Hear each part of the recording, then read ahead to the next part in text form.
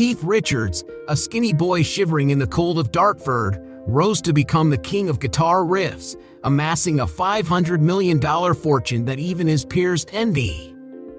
From his multi-million-dollar mansions to the exclusive Ferrari Dino only he owns, and the thousands of guitars he has collected since his fiery days on stage, Keith's journey is one of both grandeur and grit. If you only know Keith Richards as the legend he is today, you might not realize that his path to the top was riddled with obstacles. It wasn't just a climb. Even at the peak, scandals followed him. From his infamous heroin arrest that nearly landed him a life sentence to the swirling rumors about Margaret Trudeau, the wife of the Canadian Prime Minister, that sent shockwaves across the world. Yet, through it all, Keith stood tall, no convictions, no chains, nothing holding him back. What lies beyond the stage lights that allowed him to break free from accusations and carve his way to rock and roll supremacy? Today, we dive deep into his journey, from the bottom of society to the pinnacle of success, through battles with death and an unrelenting passion. If you love satisfaction or stories of triumph over adversity, stay with me. Born into a world engulfed in the flames of war, Keith Richards' childhood was anything but rosy. The first sounds he heard were not soothing melodies but the wailing of air raid sirens piercing the night, the thunder of bombs raining down on London, the hurried footsteps of people fleeing in panic. Rock and roll had no place in his life. Music itself was a luxury in those days when survival was the only thing that mattered. Keith Richards was born on December 18, 1943, at a time when Britain was shrouded in the darkness of World War II. He came into the world in a poor family in Dartford, Kent, a gray, industrial town where factory chimneys belched black smoke into the sky, where poverty clung to every rooftop and every street.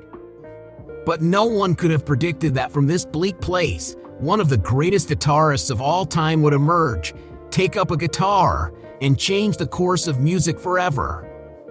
But the road ahead was never easy. Could a skinny, impoverished boy growing up in the post-war instability of Britain ever rise above his circumstances to become a legend? And what was it that pulled him away from Dartford's dull streets and into the bright lights of the stage? His father, Herbert Richards, was a former soldier, a rough man with calloused hands, wounded in battle. War had not only taken a toll on his body but had also stripped the family of any chance at a better life. He worked as a factory laborer, earning just enough to buy cheap food for his wife and child. Keith's mother, Doris, was a hard-working woman who scraped together every penny to keep the family from falling into complete destitution. But reality was harsh. Their house was so small that Keith often had to sleep on the living room floor, right next to an old fireplace.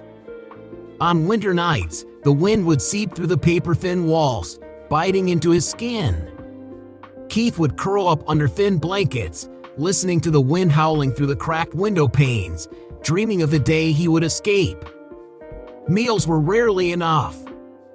There were days when the Richards family survived on nothing but stale bread and watery soup. Sometimes, his mother had to stretch a single loaf of bread over 2 days, dipping it in tea to stave off hunger. Keith would later recall nights when he went to bed with an empty stomach, imagining himself at a lavish feast, only to wake up to the cold reality of poverty. War had stolen so much, not just material things, but dreams as well. Yet amidst the bleakness, there was one thing that made life worth living: music. Doris, his mother, had an old radio that she would turn on in the evenings, playing jazz and blues records. As the voices of Louis Armstrong, Billie Holiday, and Muddy Waters filled the room, Keith felt as if another world was unfolding before him, a world without hunger, without cold, only filled with passion and emotion.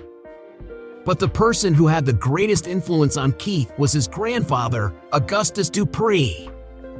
A part-time jazz musician, Augustus had fingers that danced across piano keys and stories that made music sound like magic.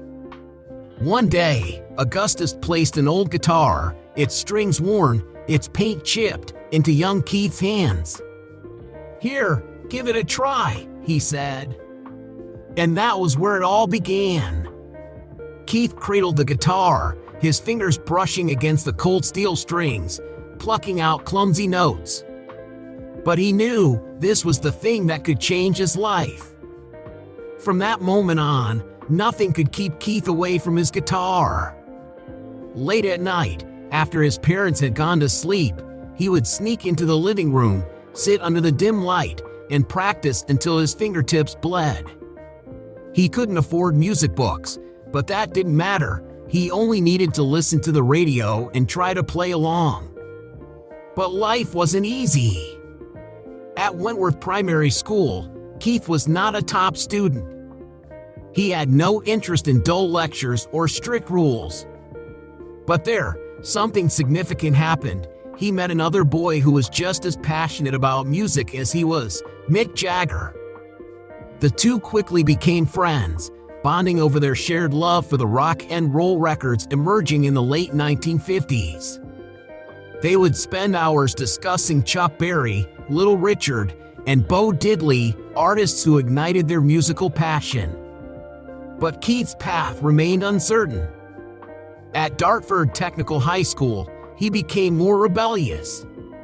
He frequently skipped class, preferring to play guitar or wander the streets in search of new music. And inevitably, he was expelled for his lack of discipline.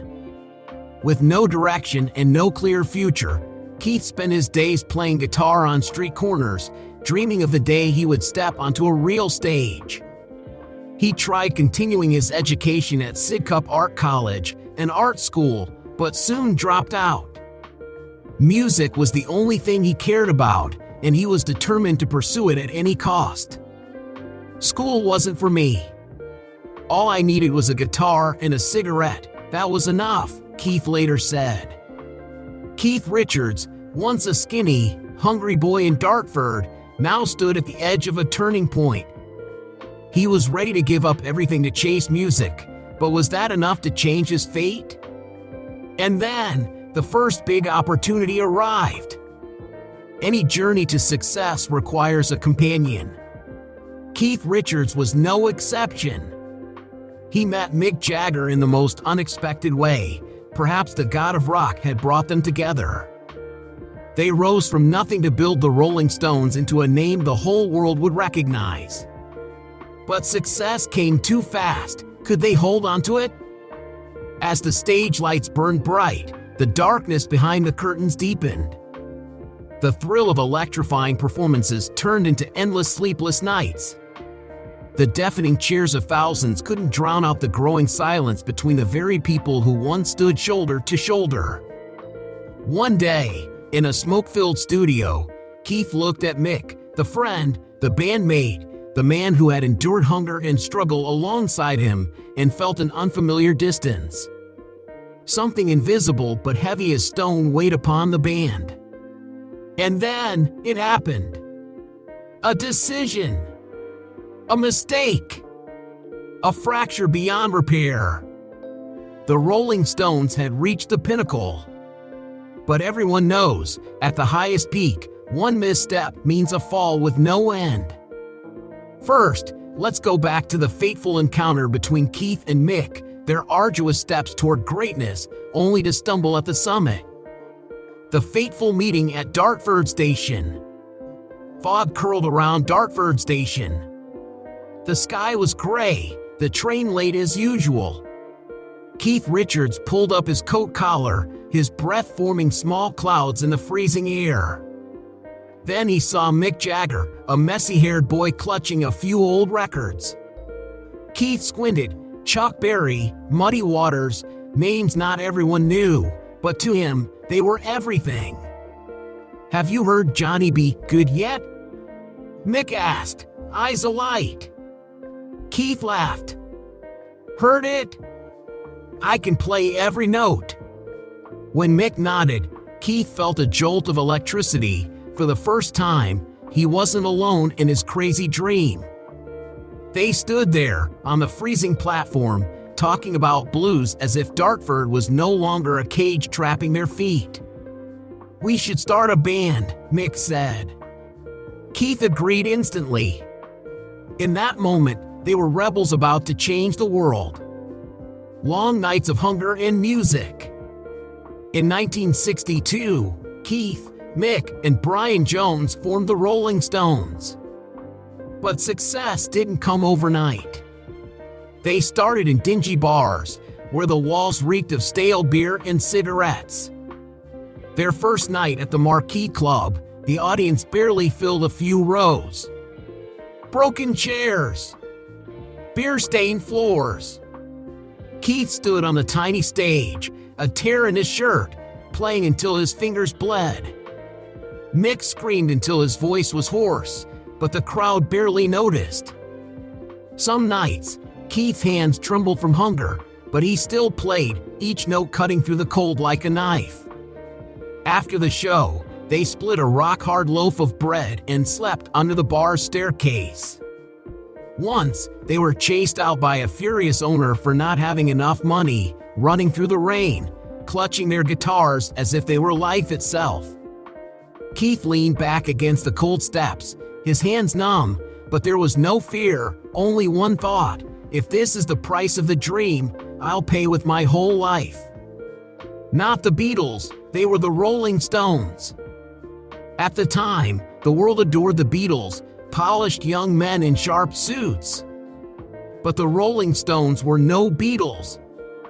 They were street kids, long-haired, disheveled, defiant.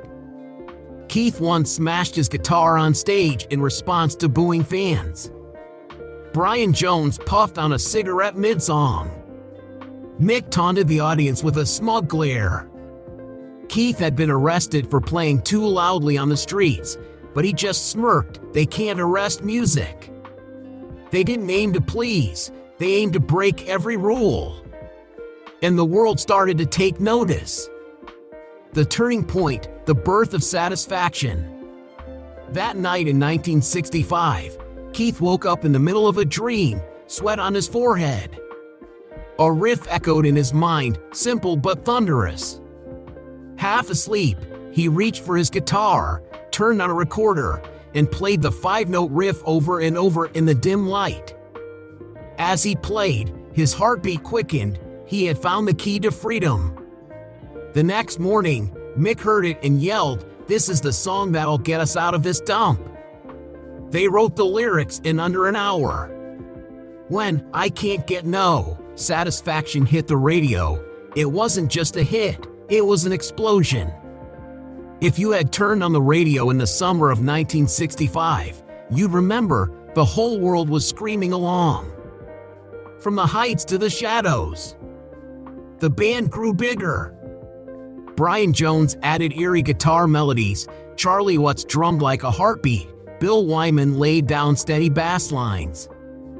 From London alleyways, their music spread to America. Thousands screamed at Madison Square Garden, then Europe, Australia, the whole world.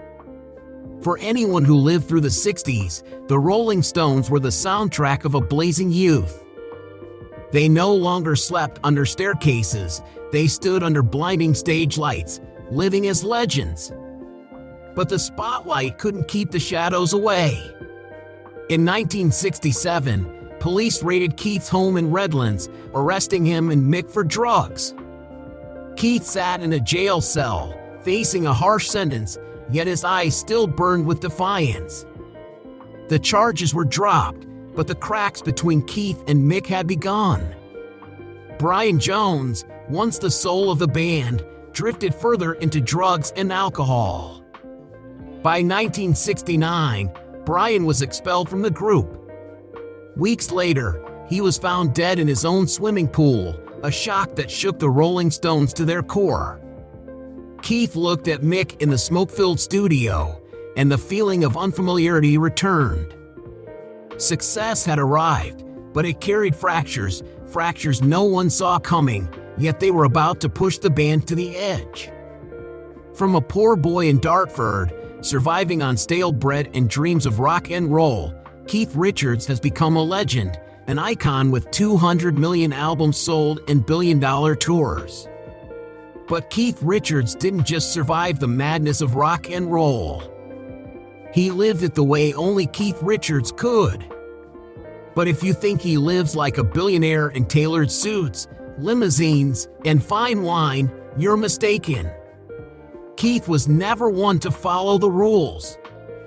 He lives like a modern-day pirate, not just surviving the chaos but reigning over it, in a kingdom of luxury only Keith Richards would dare to dream of. If you think his wealth means boring billionaire luxuries, expensive suits, and aristocratic wine, you'd be wrong. His extravagance is as wild as his music. Redlands, the legendary rock fortress. In West Sussex, Redlands isn't just a 15th century manor, it's a pirate fortress in the middle of rolling green fields. The Iron Gate, engraved with a fire-breathing dragon, towers over a silver-lit moat that looks like it hides sunken treasure.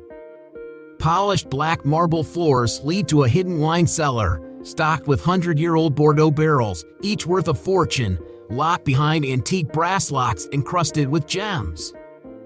The grand living room holds a collection of 18th century pistols, rumored to be salvaged from shipwrecks, displayed on a massive oak table carved with skulls.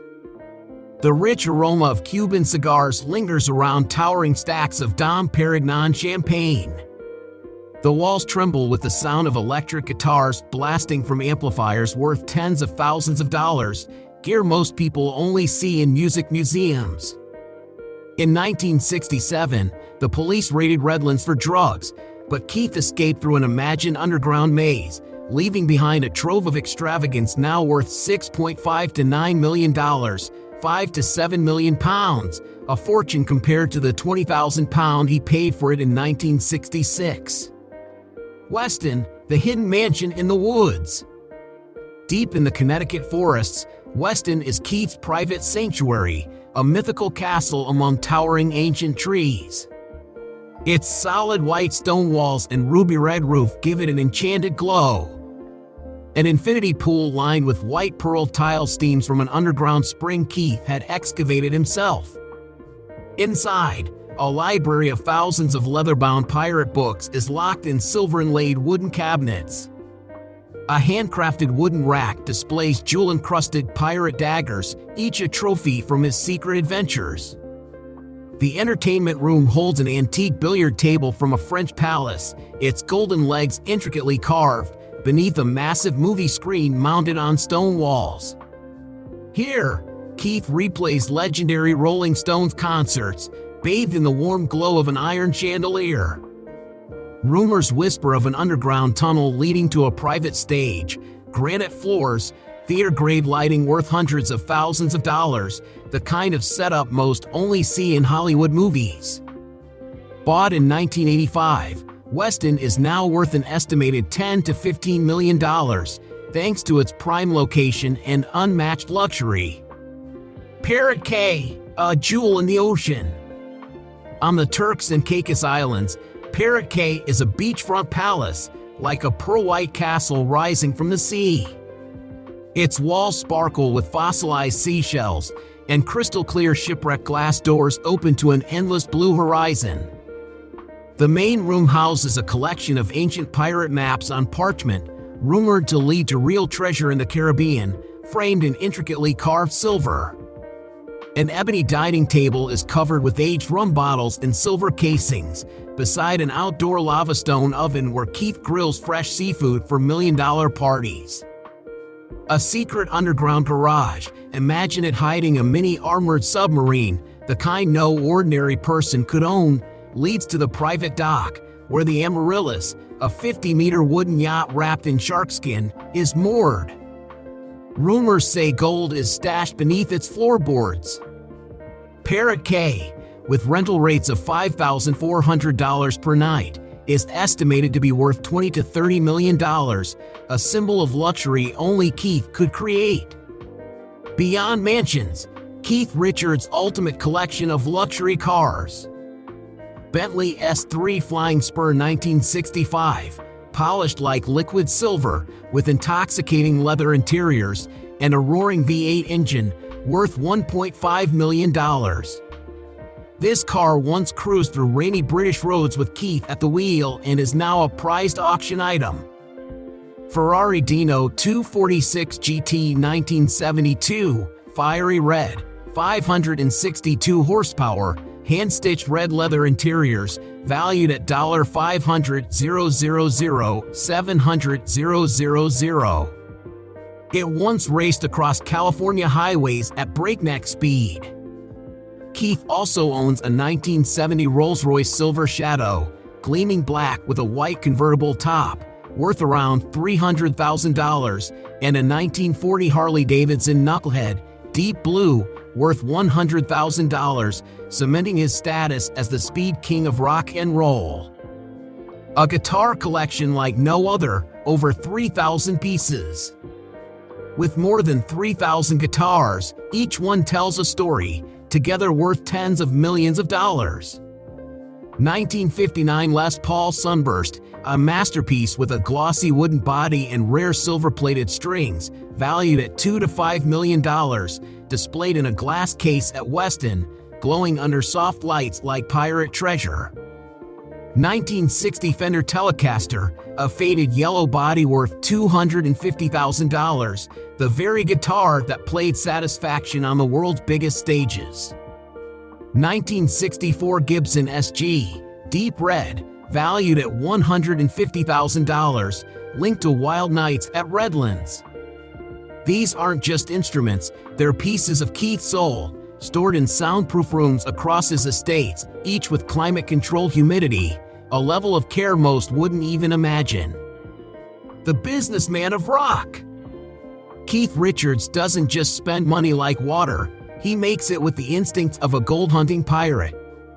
His $500 million fortune flows in from 200 million records sold, world tours with multi-million-dollar stage productions, and royalties from immortal songs like Satisfaction and Paint It Black, still generating tens of millions annually.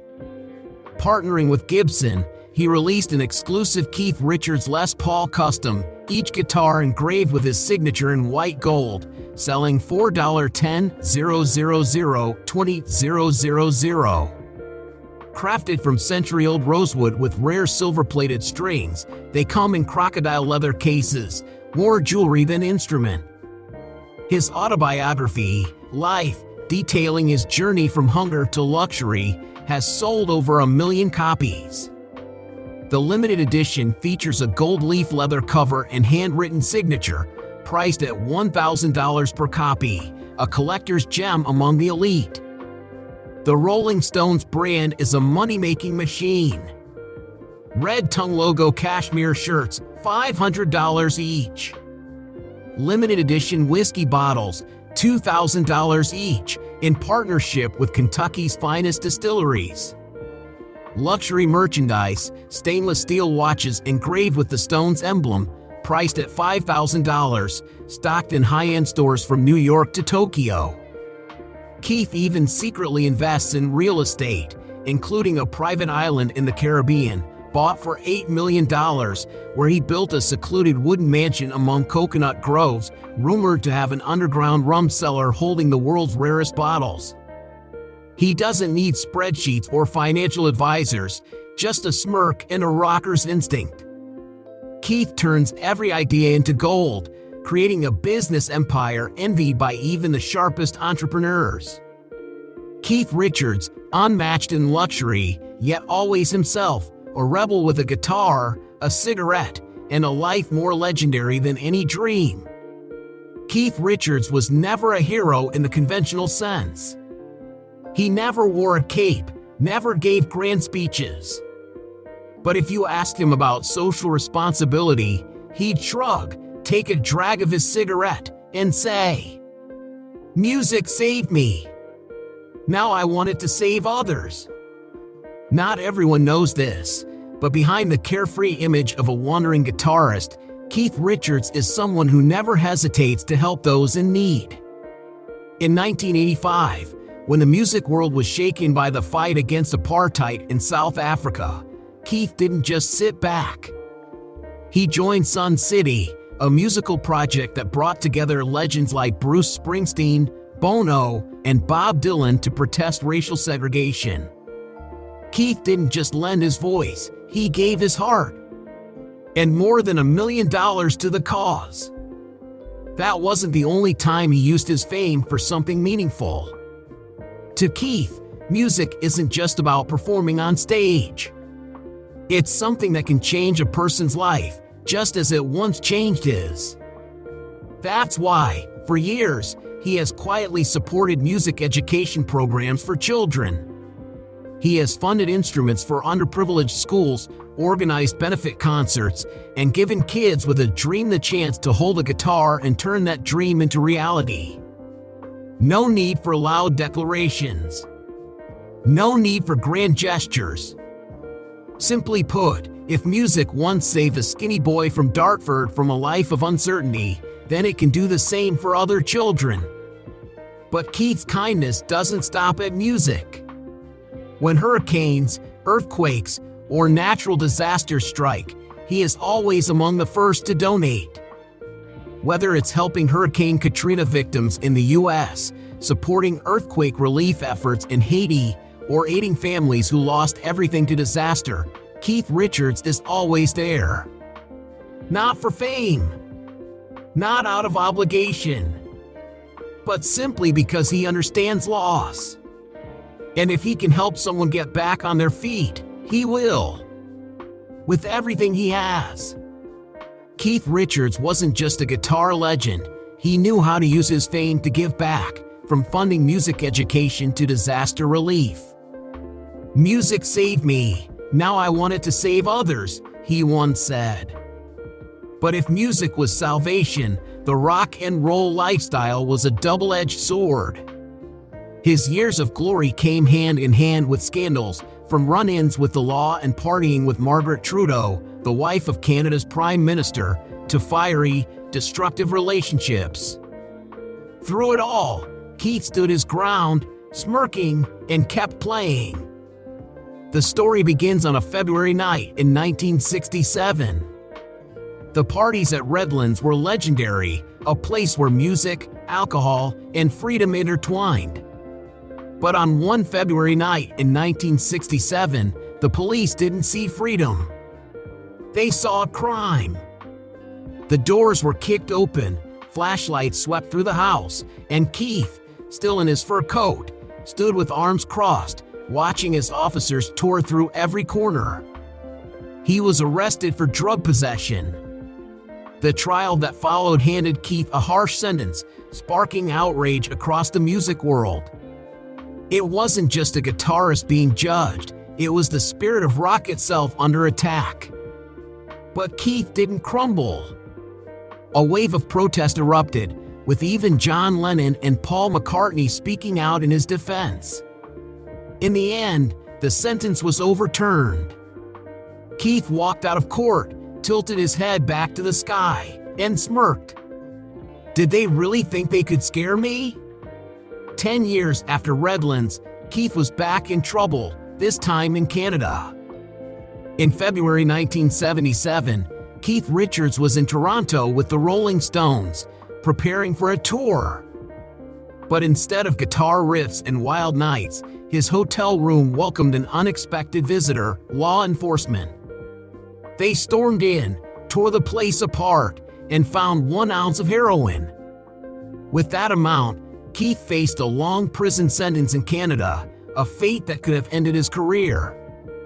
But just as headlines exploded with news of his arrest, an even bigger shock hit the tabloids. Keith Richards had been partying with Margaret Trudeau, the wife of then Prime Minister Pierre Trudeau. At just 28 years old, Margaret was known for her free-spirited nature and love of nightlife. She was often seen at all-night parties with artists and musicians, but no one expected her name to be tied to one of rock and roll's wildest figures. Rumors spread like wildfire. Some said she had slipped away from the suffocating world of politics for a night of freedom with the outlaw rocker. Others whispered that Keith and Margaret had hidden together after the police raid, savoring their last moments before the scandal erupted. The press went into a frenzy. Leaked photos captured Margaret beaming beside Keith in the dim glow of a nightclub. Some commentators even asked, was Keith's arrest a quiet punishment for his connection to Margaret? Had someone decided to kill the scandal in the most brutal way possible?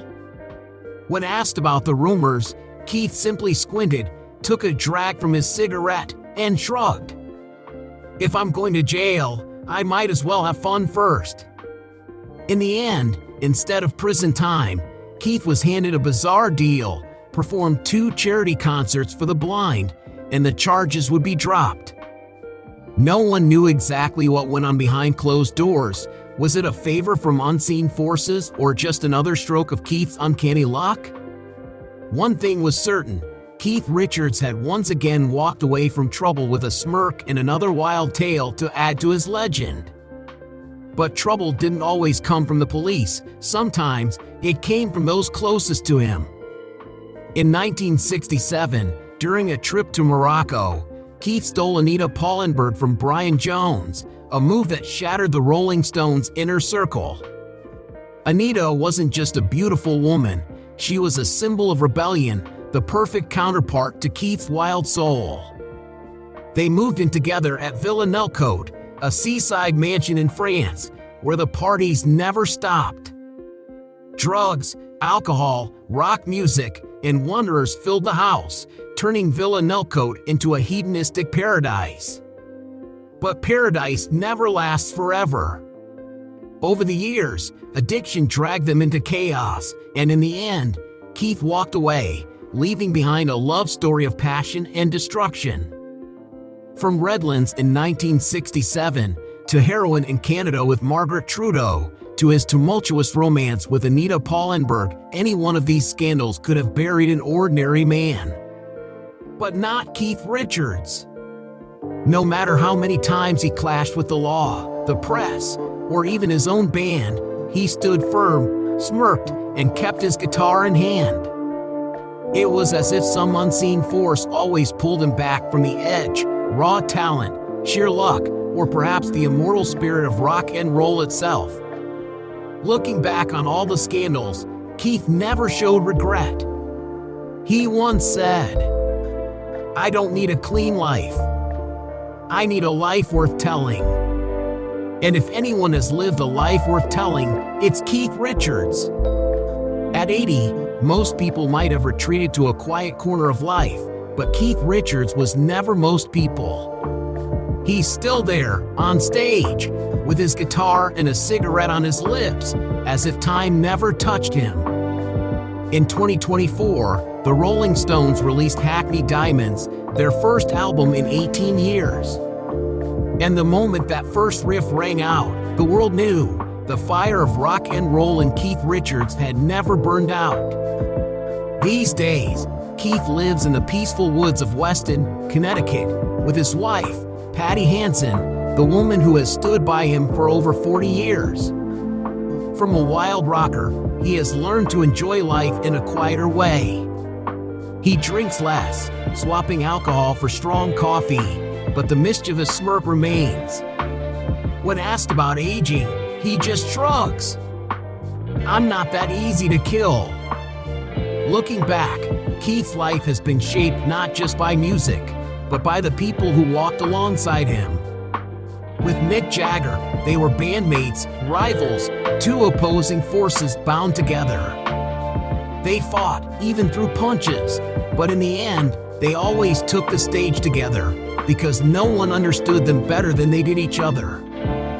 Anita Pallenberg, the woman who set Keith's wildest years ablaze, gave him 3 children, but their story wasn't without tragedy.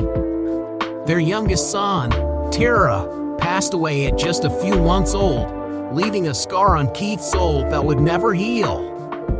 But if Anita was the storm, Patti Hanson was the calm sea. After everything, Patti became his anchor, the one who made him believe that some things in life were worth holding on to. Yet Keith's legacy isn't just about the Rolling Stones or his personal stories. He's an endless source of inspiration, from guitar legends like Eric Clapton and Slash to Johnny Depp, who modeled Captain Jack Sparrow after him. Keith didn't just teach the world how to play guitar, he taught it how to live real, play real, love real. And the story isn't over. In 2025, the Rolling Stones are still touring, and Keith is still there, guitar in hand. As the stage lights come on, as the first familiar riff echoes through the air, the world understands Keith Richards isn't just a man. He's an icon, a legend, and, above all, proof that passion can write history.